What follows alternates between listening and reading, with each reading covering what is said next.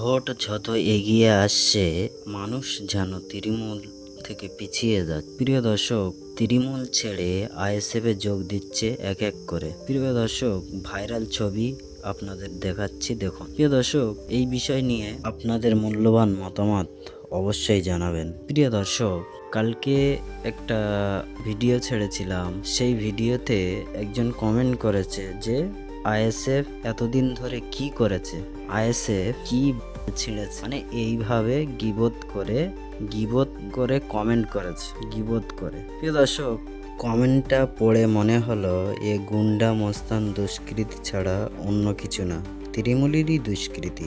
একদম কনফার্ম, মানে আমার 100% বিশ্বাসের সাথে আমি বল। প্রিয় দর্শক, এই বিষয় নিয়ে আপনাদের মূল্যবান মতামত অবশ্যই জানাবেন এবং ভিডিওটা বেশি বেশি করে শেয়ার করার চেষ্টা করবেন।